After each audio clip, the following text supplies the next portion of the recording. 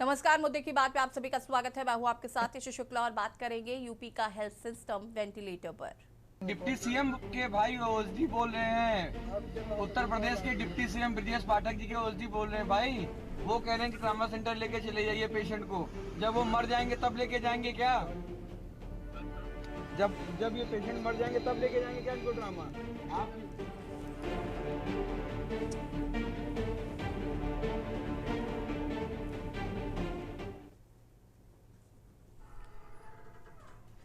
उत्तर प्रदेश की स्वास्थ्य व्यवस्था इस समय गंभीर प्रशासनिक संकट और संवेदनहीनता के सबसे निचले दौर से गुजर रही है। सरकारी तंत्र की विफलता और निजी क्षेत्र की बेलगाम मनमानी ने प्रदेश के नागरिकों की जीवन रक्षा पर एक बड़ा प्रश्न चिन्ह खड़ा कर दिया है। आज का ये विशेष संस्करण किसी राजनीतिक बयानबाजी पर केंद्रित नहीं है, बल्कि ये सीधे तौर पर उस प्रशासनिक तंत्र की जवाबदेही तय करने के लिए है जो कागजों पर तो चाक चौबंद है, लेकिन धरातल पर पूरी तरीके से ध्वस्त हो चुका है। आज हमारे पास दो ऐसी रिपोर्ट है जो सूबे के स्वास्थ्य महकमे के दावों को पूरी तरीके से खारिज करती है। पहली घटना अमरोहा से है, जहां पर मेडिकल सिंडिकेट के खेल में एक प्रसूता की जान ले ली, और दूसरी घटना राज्य की राजधानी लखनऊ की, जहां एक वीडियो तेजी से वायरल हो रहा है, जहां आपातकालीन सेवाओं के कर्मचारियों की घोर अनुशासनहीनता और प्रशासनिक अहंकार के कारण एक गंभीर मरीज घंटों जिंदगी और मौत के बीच झूलता रहा। क्या इस प्रदेश में नागरिकों का जीवन अब वीआईपी अनुशंसाओं और निजी अस्पतालों के जाली दस्तावेजों के अधीन हो चुका है? सबसे पहले बात करते हैं अमरोहा जोया मार्ग पर स्थित देखभाल हॉस्पिटल की। यहाँ चिकित्सा के नाम पर जो आपराधिक कृत्य सामने आया है, उसने पूरे स्वास्थ्य महकमे में हड़कंप मचा दिया। 7 जून को यहाँ पूजा नाम की एक महिला को प्रसव के लिए भर्ती कराया जाता है। कथित तौर पर उसका ऑपरेशन किया गया, लेकिन घोर चिकित्सकीय लापरवाही के चलते 11 जून की रात उसकी मृत्यु हो गई। इस घटना के बाद परिजनों का आक्रोश फूट पड़ा और उन्होंने अस्पताल परिसर में शव रखकर जमकर प्रदर्शन किया। मामले की गंभीरता को देखते हुए अमरोहा के मुख्य चिकित्सा अधिकारी डॉक्टर रमाकांत सागर ने जांच शुरू की तो एक अत्यंत चौंकाने वाला खुलासा सामने आया है, जहां पर घटना के अस्पताल के आधिकारिक रिकॉर्ड और ऑपरेशन रजिस्टर में जिस सर्जन के हस्ताक्षर मिले हैं, उसने स्वयं किसी भी प्रकार का ऑपरेशन करने से इनकार किया है। डॉक्टर का आधिकारिक बयान है कि उन्हें केवल रजिस्टर पर हस्ताक्षर करने के लिए वित्तीय प्रलोभन देकर बुलाया गया था। अब यहाँ सबसे बड़ा विधिक और प्रशासनिक सवाल उठता है कि यदि अधिकृत और विशेषज्ञ डॉक्टर मौके पर उपस्थित नहीं था, तो उस प्रसूता का ऑपरेशन थिएटर में ऑपरेशन किसने किया? क्या वो कोई अप्रशिक्षित स्टाफ था या कोई झोला छाप? ये सीधे तौर पर गैर इरादतन हत्या का मामला है। हालांकि मुख्य चिकित्सा अधिकारी के निर्देश पर अस्पताल के ऑपरेशन थिएटर को तत्काल प्रभाव से सील कर दिया गया, लेकिन क्या ये विभागीय कार्रवाई उस मासूम बच्चे को उसकी मां वापस लौटा पाएगी? ये उत्तर प्रदेश के कस्बों में फल फूल रहे घोष डॉक्टर्स के सिंडिकेट का एक भयावह उदाहरण है। निजी क्षेत्र की इस आपराधिक लापरवाही से इतर अब जरा सरकारी तंत्र की कार्यप्रणाली को देखें, वो भी राज्य की सबसे वीआईपी केंद्र राजधानी लखनऊ में। लखनऊ की मायापुरी कॉलोनी में लीवर की गंभीर बीमारी से पीड़ित एक मरीज जीवन और मृत्यु के अंतिम मोड़ पर था। चिकित्सकों द्वारा उसे तत्काल उच्च चिकित्सा केंद्र यानी कि केजीएमयू या पीजीआई रेफर किया गया। परिजनों ने बिना समय गवाए सरकारी 108 आपातकालीन एम्बुलेंस सेवा को सूचित किया। एम्बुलेंस नियत समय पर घटनास्थल पर पहुंचती भी है, लेकिन इसके बाद जो दृश्य सामने आए, ये प्रशासनिक क्रूरता की पराकाष्ठा था। एम्बुलेंस कर्मियों ने मरीज को क्रिटिकल कंडीशन में होने के बावजूद वाहन में शिफ्ट करने से साफ मना कर दिया। परिजनों की अत्यधिक अनुनय विनय के बाद यहां उपस्थित एक स्थानीय पत्रकार ने स्थिति की गंभीरता को देखते हुए सीधे चिकित्सा स्वास्थ्य मंत्री से संपर्क साधा। ओएसडी द्वारा दूरभाष पर दिए गए निर्देशों के बावजूद उन एम्बुलेंस कर्मियों का दुस्साहस देखे उनका स्पष्ट कहना था कि जब तक माननीय उप मुख्यमंत्री स्वयं उनसे बात नहीं करेंगे, वो एम्बुलेंस को 1 इंच भी आगे नहीं बढ़ाएंगे। लगभग 1.5 घंटे तक एम्बुलेंस वहीं खड़ी रही और मरीज की सांसें उखड़ती रहीं। सवाल यह है कि शासकीय सेवा में कार्यरत संविदा या आउटसोर्सिंग कर्मियों को इतना राजनीतिक संरक्षण या दुस्साहस कहां से प्राप्त होता है? वो सीधे विभागीय मंत्री के कार्यकाल के कार्यालय को आदेशों को भी दरकिनार कर देते हैं। क्या आम नागरिकों के जीवन की रक्षा अब केवल शीर्ष स्तर के प्रोटोकॉल और वीआईपी कॉल्स पर ही निर्भर करेंगी? अगर हम इन दोनों मामलों पर वस्तुनिष्ठ करें तो ये स्पष्ट हो जाता है कि राज्य की स्वास्थ्य व्यवस्था इस समय एक गहरे नीतिगत और ढांचागत संकट से जूझ रही है। एक तरफ निजी चिकित्सा माफिया का आर्थिक लालच है, जहां नियमों और मानकों को ताक पर रखकर बिना योग्य डॉक्टरों के केवल कागजी हेरफेर के माध्यम से क्लिनिकल एस्टेब्लिशमेंट एक्ट की धज्जियां उड़ाई गई, तो वहीं दूसरी तरफ आपातकालीन सरकारी सेवाओं में व्याप्त अनुशासनहीनता है, जहां पर कर्मचारियों के भीतर से सेवा भाव और मानवीय संवेदनाएं पूरी तरीके से समाप्त हो चुकी हैं। व्यवस्था को बंधक बनाने की स्थिति में आ गए हैं। जब तक लोक सेवकों और चिकित्सा क्षेत्र से जुड़े लोगों में जवाबदेही सुनिश्चित नहीं की जाएगी, तब तक इस प्रकार की दुखद घटनाएं आम नागरिकों को अपनी चपेट में लेती रहेंगी। महज निरीक्षण करना, निलंबन की कार्रवाई करना या क्लिनिक को सील कर देना इस लाइलाज बीमारी का स्थायी समाधान नहीं है। आज सवाल है कि अमरोहा के देखभाल अस्पताल में जिस डॉक्टर के जाली हस्ताक्षर पाए गए, क्या उस डॉक्टर और अस्पताल प्रबंधन के खिलाफ आईपीसी की गंभीर धाराओं के तहत आपराधिक मुकदमा दर्ज होगा? लखनऊ में स्वास्थ्य मंत्री के कार्यालय के आदेश की अवहेलना करने वाले एम्बुलेंस कर्मियों के खिलाफ क्या सेवा समाप्ति और विधिक कार्रवाई की जाएगी ताकि एक सख्त नजीर पेश की जा सके। क्या स्वास्थ्य महानिदेशालय के पास प्रदेश में चल रहे अवैध और अस्पतालों की निगरानी के लिए कोई इंटेलिजेंस या औचक निरीक्षण की प्रभावी व्यवस्था है, या तंत्र केवल किसी की मृत्यु के बाद ही जागता है? क्या उत्तर प्रदेश में एक आम टैक्सपेयर नागरिक की जान की कीमत इतनी सस्ती हो चुकी है कि उसे इलाज के लिए सिस्टम के इस त्रिशंकु में तड़पना पड़े? स्थितियां अत्यंत चिंताजनक है। एक तरफ प्रशासनिक शिथिलता है तो दूसरी तरफ व्यवस्था का अहंकार। इस दोहरे संकट के बीच उत्तर प्रदेश की स्वास्थ्य सेवाएं सचमुच राम भरोसे दिखाई दे रही हैं। चर्चा आज इसी मुद्दे पर करेंगे।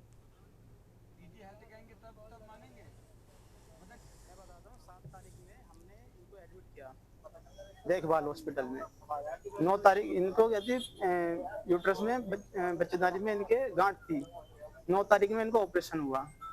9 तारीख में जब ऑपरेशन हुआ तो सारी जांच करके इन्होंने सारी रिपोर्ट जो भी थी करके बाहर भी इन्होंने भेजी जांच। उसके बाद इन्होंने ऑपरेशन किया 9 तारीख में। 11 तारीख में ये कहने लगे कि ब्लड कम है, ब्लड चढ़ाना पड़ेगा, ब्लड की व्यवस्था करो। हम लोग ब्लड ले गए, हमने ब्लड चढ़वाया। सुबह सडनली इनकी तबीयत खराब हुई, इन्हें आईसीयू में ले गए। हमारी माताजी थी, माताजी को धक्का दिया नर्स ने, बोला आप अंदर नहीं जाओगी। हमारी मम्मी को बाहर कर दिया।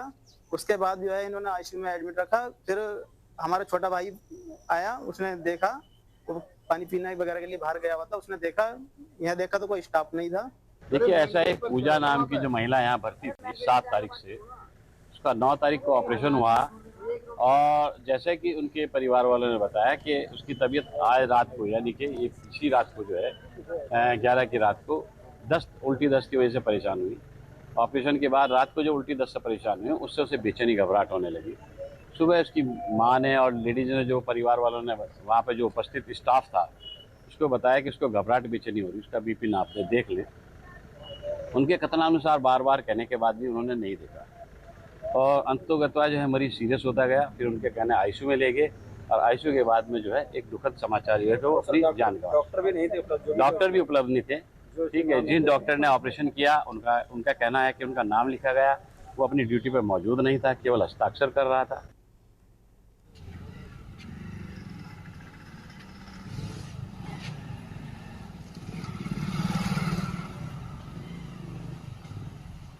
जी नमस्कार भाई साहब, मैं पत्रकार राजेंद्र सिंह भैंसोड़ा बोल रहा हूँ लखनऊ से। मैं इस वक्त मैं रिकॉर्डिंग चल रही है, मैं कल्याणपुर में खड़ा हूँ, जो अतरौली गाँव में अतरौली जगह है।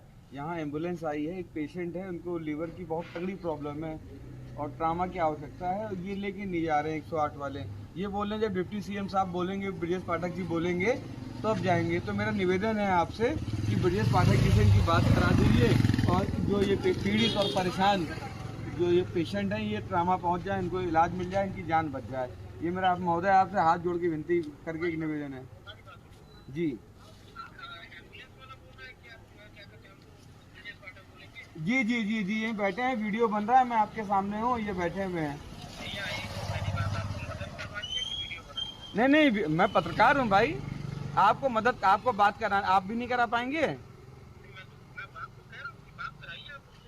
आप भी बात नहीं करा पाएंगे? इससे बात कराइए। ये लिए बात करिए, ये पीआरओ साहब में डिप्टी सीएम साहब के।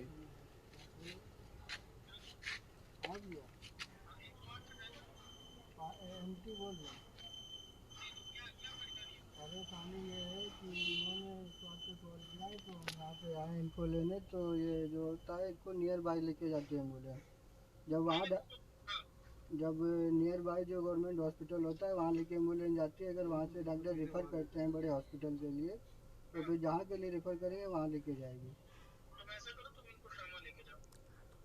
ट्रामा डायरेक्ट नहीं जाती, अगर हमारे अधिकारी अप्रूवल देते हैं तो हम लेके जा सकते हैं। अरे डीजी हेल्थ कहेंगे तब मानेंगे? मतलब डिप्टी सीएम के भाई ओएसडी बोल रहे हैं उत्तर प्रदेश के। और सीधे आपको ले चलते हैं छत्तीसगढ़ के रायपुर, जहां पर छत्तीसगढ़ के मुख्यमंत्री विष्णुदेव साय मीडिया कॉन्क्लेव में मौजूद है। क्या कुछ कह रहे हैं, सुन लेते हैं। माननीय प्रधानमंत्री जी स्वच्छ भारत मिशन की घोषणा की तो विरोधी लोग उपहास उड़ाया करते थे कि ये शौचालय बनाने का काम भी एक प्रधानमंत्री का है क्या। लेकिन अब उसका महत्व समझ में आ रहा है।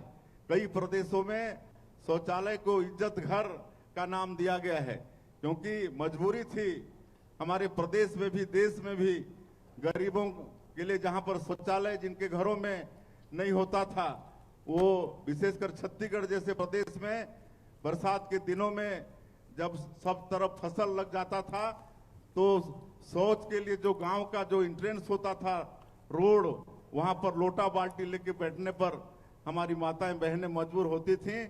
लेकिन आज स्वच्छ भारत मिशन के अंतर्गत 12 करोड़ से ज्यादा शौचालय का निर्माण इस देश में हुआ है।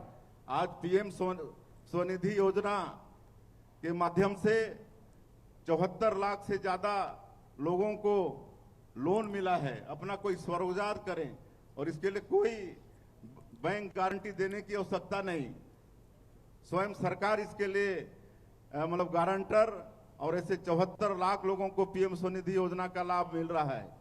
मुद्रा योजना, जिसमें भी सरकार गारंटर रहती है, इसमें 57 करोड़ से ज्यादा लोन मुद्रा योजना में देश के जरूरतमंद लोगों को बांटा गया है।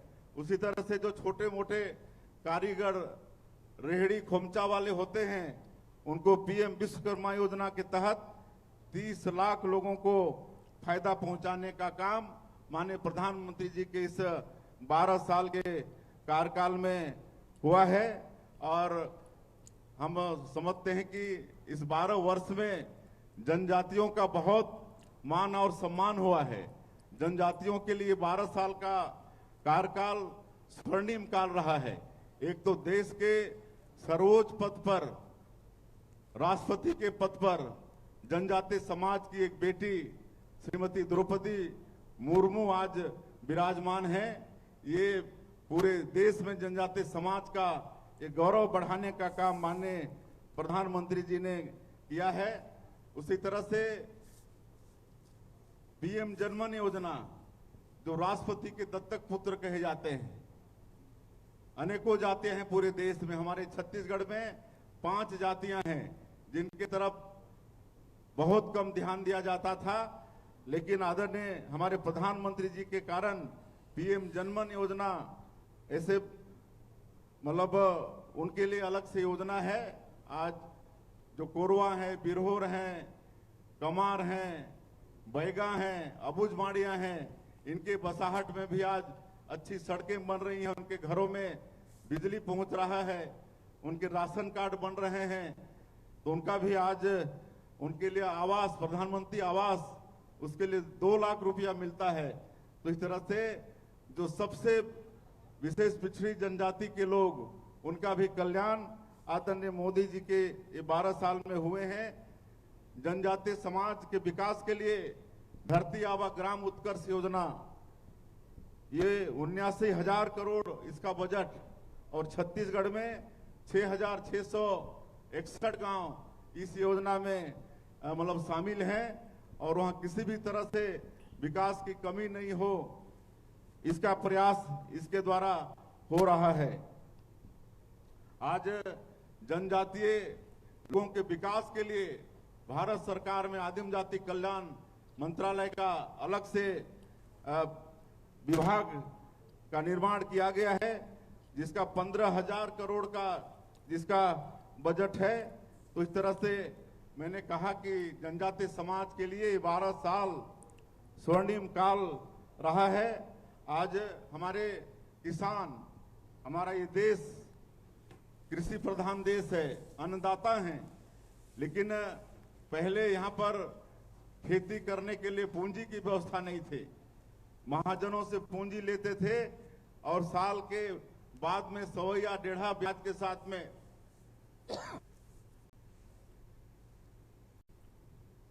और यहाँ रुकेंगे छोटे से ब्रेक के लिए, जो हाजिर होते हैं।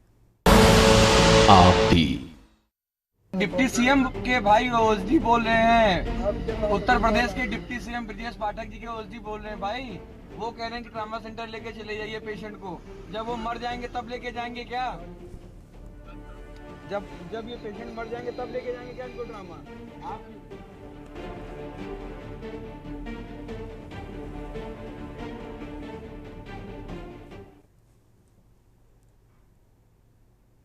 ब्रेक के बाद एक बार फिर से आप सभी का स्वागत है। यूपी का हेल्थ सिस्टम वेंटिलेटर पर और चर्चा इस मुद्दे पर करेंगे। मेहमान हमारे साथ जुड़ चुके हैं, उनसे आपका परिचय करा देते हैं। वरिष्ठ पत्रकार सोनी त्रिपाठी जी हमारे साथ जुड़ चुके हैं, बहुत बहुत स्वागत है आपका। रविंद्र चपराना जी सोशल एक्टिविस्ट हमारे साथ जुड़ चुके हैं, आपका भी बहुत बहुत स्वागत है। विवेक श्रीवास्तव जी बीजेपी नेता हमारे साथ जुड़ चुके हैं, आपका भी बहुत बहुत स्वागत है। और संतोष यदुवंशी जी सपा नेता हमारे साथ जुड़ चुके हैं। सबसे पहले तो आप सभी का बहुत बहुत स्वागत है। शुरुआत विवेक जी से करते हैं। विवेक जी, ये जो स्थिति देखने को मिल रही है, चाहे वो अमरोहा हो चाहे लखनऊ हो, इसको कैसे देख रहे हैं? स्वास्थ्य विभाग को आज खुद इलाज की जरूरत है। डिप्टी सीएम लगातार कोशिशें कर रहे हैं या उनके द्वारा दौरे किए जाते हैं, कार्रवाइयां भी की जा रही हैं, उसके बावजूद भी जो इस टाइप के डॉक्टर्स हैं या झोला छाप डॉक्टर्स हैं और इस तरीके के जो अस्पताल संचालित हो रहे हैं, देखभाल हॉस्पिटल जैसे हॉस्पिटल्स, इन पर क्या सिर्फ और सिर्फ ओटी को सील कर देना आपको लगता है कि काफी है इस तरीके के मामलों में?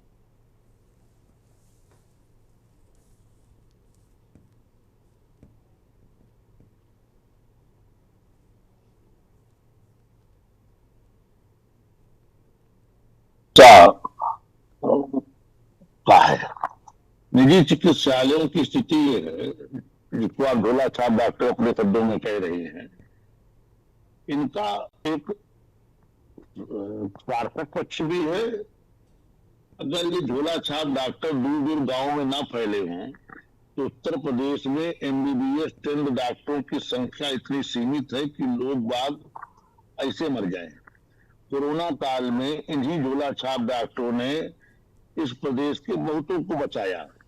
नहीं, स्थिति इतनी बदतर थी कि लखनऊ में जो लोग कोरोना में निजी चिकित्सालयों में गए, एक भी जिंदा नहीं लौटे।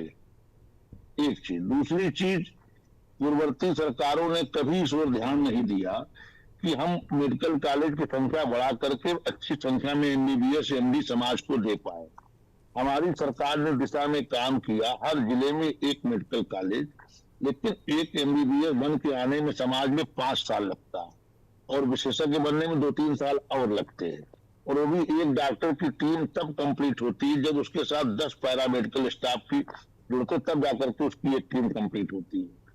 किसी ने इस दिशा में काम नहीं किया, हमने किया। इसके सुखद परिणाम आगे 2-3 साल बाद आपको प्रदेश में देखने को आएंगे जब ये प्रदेश मेडिकल हब बनेगा। वो जो समस्या है, पहले ये था उत्तर प्रदेश में कि एक डॉक्टर के 10-10 जगह निजी चिकित्सालयों में नाम लिखे होते थे, सब जाते भी नहीं थे।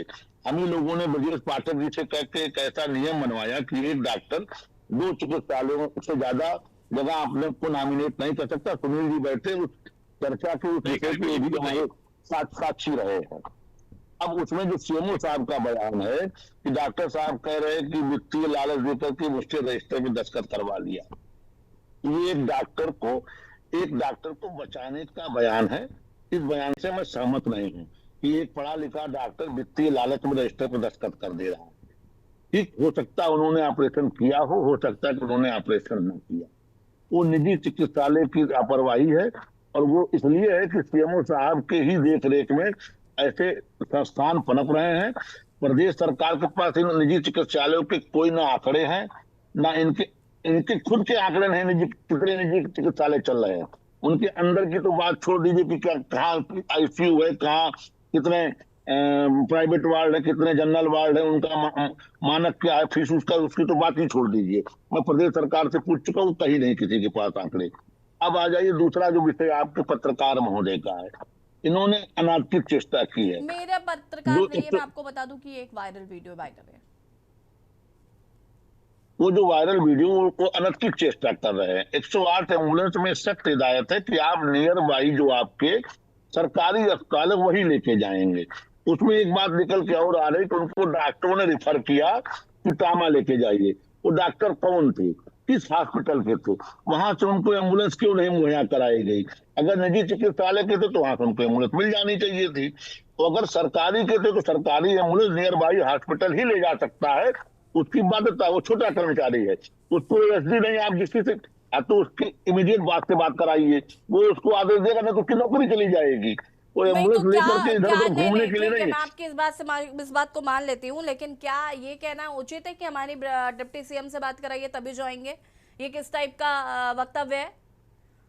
पत्रकार महोदय जब ओएसडी से बात करा रहे हैं तो वो छोटा कर्मचारी क्या जाने ओएसडी, वो संविदा कर्मचारी है, मुश्किल से उसकी 15,000 रुपए तनख्वाह होगी, उसकी नौकरी चली जाएगी अगर कोई पकड़ लेगा उसको, इधर के बजाय उधर घूमते हुए लेके एम्बुलेंस। आप समझिए नियमों के तहत उसको ठीक है, पाबंदी है संतोष कि क्यों यदुवंशी जी नियम, वापस आएंगे विवेक जी। संतोष जी, वो प्राइवेट में भी नहीं लेके जा सकता, उसको हाँ नियम ठीक है। है, दोनों प्रकरण पर क्या कहना है उसके आपका? रफ्तार चेष्टा की जा रही ठीक, है उससे। विवेक जी रुक जाइए। संतोष जी जी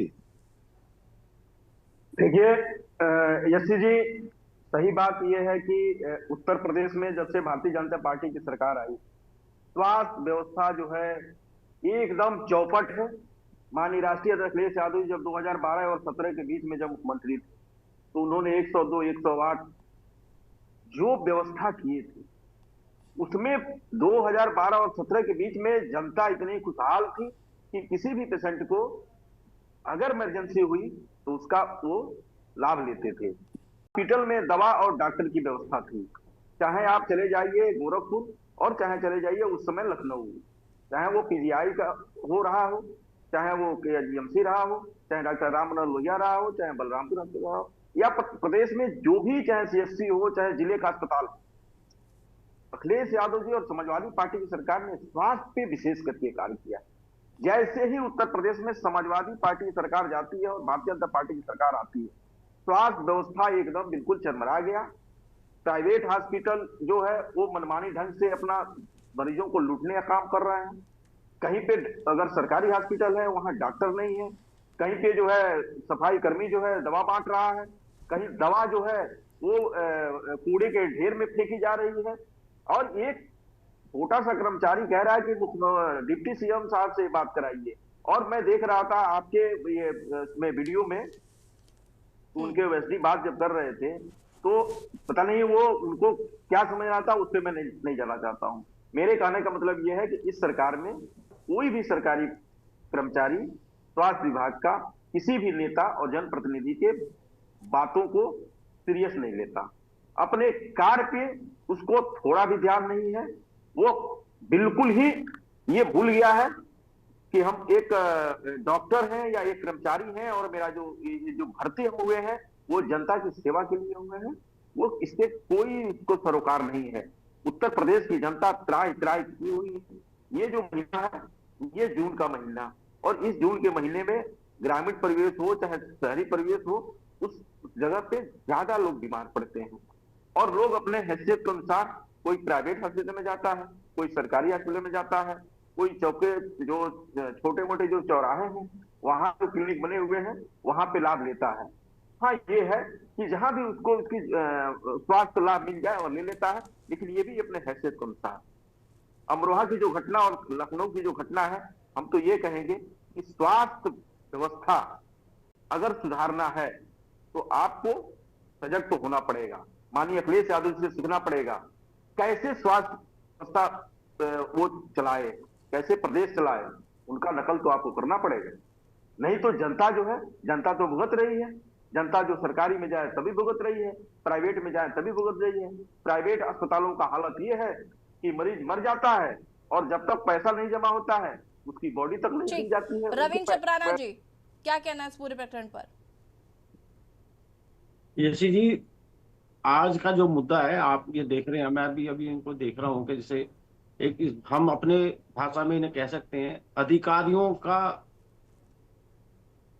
स्वास्थ्य अधिकारियों का जो इतना घमंड है और उधर झोला छाप डॉक्टरों का अत्याचार, ये दोनों चीजें सामने आई हैं आज। और ये कहना कि डॉक्टर ने वो देखो गाड़ी में अंदर जो बैठा है ड्राइवर, एम्बुलेंस में बैठा है, उसकी बॉडी लैंग्वेज आप देख सकते हैं किस तरह से वो कह रहा है कि भाई आप उनसे बात कराइए, उनसे बात कराइए। और ये जो बोल रहे हैं कि भाई हम दिल्ली नहीं ले जाएंगे, कहीं भी नहीं, किसी भी नियर हॉस्पिटल में नहीं लेके जाएंगे, उनका फर्ज बनता है। तो ये जिस तरह से झोला छाप डॉक्टरों की भी बात है। अब झोला छाप डॉक्टर आप क्यों कह रहे हैं? इसीलिए कह रहे हैं कि अभी आपने देखा हमारे देश में अभी जो एग्जाम हुआ उसके बीच में कितने सारे लोगों ने एग्जाम दिया है, और उससे कुछ पिछले सालों में चले जाए, कितने ऐसे डॉक्टर होंगे जिन्होंने, जो डॉक्टर की एलिजिबिलिटी रखते ही नहीं है, वो डॉक्टर को पास करके उनको पता ही नहीं है, वो इंजेक्शन तक का नहीं लगा सकते हॉस्पिटलों में। उनको हॉस्पिटलों में डॉक्टर बना दिया जाता है और उन्हें पता लगता है कि वो इलाज किस चीज का कर रहे हैं, उनको मैंने तो कई ऐसे डॉक्टर देखे, अभी मेरठ में मैं था कुछ दिन पहले, डॉक्टर ने कहा कि नर्स को बुलाए, नर्स को बुला के उन्होंने इंजेक्शन लगाया। मैं डॉक्टर आपने क्यों नहीं लगाया? क्योंकि उसे इंजेक्शन लगाना ही नहीं आता डॉक्टर को। तो ऐसे तो डॉक्टर अपॉइंट किए हुए हैं, और जिस तरह से अपॉइंट हुए हैं डॉक्टर, ये वाकई में ही झोला छाप है। क्योंकि इतना अभी हिंदुस्तान में पूरा आपने देखा होगा कि जब ये पूरा स्कैम पकड़ा गया है और ये पेपर लीक हुआ है, पेपर के मामले में इतना बड़ा अभी सारा पूरा हिंदुस्तान हाई तौबा मचा रहा है कि भाई हमारे जो बच्चे हैं वो डॉक्टर नहीं बन पाए, क्योंकि हेरा फेरी से ये डॉक्टर बनते हैं। दूसरा, प्रशासन विभाग की देखिए बदमाशी, मरीजों के साथ ऐसा अत्याचार करते हैं कि आप देखिए उनको उनको उनको कुछ लेना देना ही नहीं है मरीज से। वो कह रहे बताओ सीएम से बात होगी तो जब भी वो आगे जाएंगे। क्या उनका फर्ज नहीं बनता? क्या इनको शपथ नहीं दिलाई जाती? आप स्वास्थ्य मंत्रालय में काम करते हैं, स्वास्थ्य विभाग को आप संभालते हैं, आपका फर्ज बनता है किसी भी रोगी को आप उसकी हेल्प कीजिए। किसी भी तरह का किसी भी हॉस्पिटल में आपको लेके जाना है तो आप उनकी हेल्प करें आप। और सीधा सीधा मतलब वो तड़ी वो गाड़ी में भी इस तरह से बैठा है कि उसे कोई फर्क ही नहीं पड़ रहा है किसी मरीज से, इन्हें कोई लेना देना नहीं है। मैं बार बार आपसे यही कहता रहता हूँ, आपने देखा होगा कि मैं आपके साथ जब चैनल में बैठता हूँ, प्रशासन हो, पुलिस प्रशासन हो, स्वास्थ्य विभाग हो, कोई भी विभाग में ले लीजिए, अभी उन पे कोई असर नहीं हो रहा है। अब सरकार जो है, योगी सरकार, इन पे कंट्रोल ही नहीं कर पा रही है। आप कितना भी आप दिखाएं कि भाई हमने इतना यूपी को आगे बढ़ा दिया। जी वापस आते हैं। सुनील जी, जी इस पूरे प्रकरण पर क्या कहना है? देखिए एसी जी, इस तरह की घटनाएं होना अब आम बात हो गई है। निजी विद्यालय और निजी हॉस्पिटल फफूंदी की तरह फैलते चले जा रहे हैं और सरकार एकदम कान मूंछ के बैठी हुई है। वो क्या कर रहे हैं क्या नहीं कर रहे हैं। सीएमओ पैसा वसूल रहे हैं, यहाँ तक डिप्टी सीएमओ के खबर आई पैसा लेते पकड़े भी गए। सरकार डाल भ्रष्टाचारी पात ऐसा नहीं सरकार कार्रवाई नहीं कर रही है। लेकिन स्वास्थ्य विभाग में बार बार कहता हूँ कि स्वास्थ्य विभाग वेंटिलेटर जा चुका है। 2-4-10 डॉक्टर मेरे भी जानने वाले मेडिकल कॉलेज में है, विवेक जी भी जानते हैं। जब हमको किसी की मदद करनी होती है तो उन डॉक्टरों को नाम लेता हूँ, उनको फोन करता हूँ, वो बेचारे एडमिट करा देते हैं। ये स्वास्थ्य विभाग की व्यवस्था है। और ये जो आप दिखा रही हैं एसी जी, वास्तव में उसके ऊपर कार्रवाई होनी चाहिए। मैं भी मानता हूँ नियम ये है कि जहाँ घटना होगी या बीमार आदमी होगा और पास के ही चिकित्सा में उसको ले जाया जाएगा। लेकिन अगर इमरजेंसी ऐसी कोई तो सरकार और नियम बदलना चाहिए। तमाम संशोधन हो गए हैं इस आदेश भाई सुनील जी नियम वो ड्राइवर थोड़ी बदलेगा क्या? नहीं, ये जिम्मेदारी ब्यूरोक्रेट्स की है विवेक जी, जो आपकी सरकार डुबाने में लगे, जिन पर आप भी कहते हो मैं भी कहता हूँ। ये प्रमुख सचिव चाहिए ऐसा शासनादेश करते, कोई इमरजेंसी हो जाए अगर तो कम से कम वो डायरेक्ट ट्रामा सेंटर ले जा सके। वो तो कह रहा कि मेरे अधिकारी से बात करा तो देखिए अंदर मुस्कुरा रहा बैठा और कह मंत्री के नाम पे लोग कांपते थे। आज क्या व्यवस्था होगी मैंने नहीं किया है। उनको पता नहीं जी, आज एक डिप्टी सीएम के ओएसडी कहना पड़ा कि इसको ट्रामा सेंटर ले जाइए। यही लोग भारतीय जनता पार्टी में बार बार कह रहा हूं डुबाने की कसम खा के ब्यूरोक्रेट्स बैठ गए हैं। जनता त्रस्त है, किसान परेशान है। स्वास्थ्य विभाग का हाल तो इतना बद से बदतर मैंने अपने पत्रकारिता जीवन में देखा। विवेक जी, आप भी कितनी मेहनत करते हो, लोगों के बीच में धन्यवाद देता हूं आपका, तब आप भर्ती करा पाते हो। ये स्वास्थ्य विभाग है। जनता त्राह कर जिलों में आप चले जाइए तो दवाइयां नहीं, दवाइयां तो कूड़े मिल रही हैं और कूड़े मिलने बाद जांच शुरू होती है।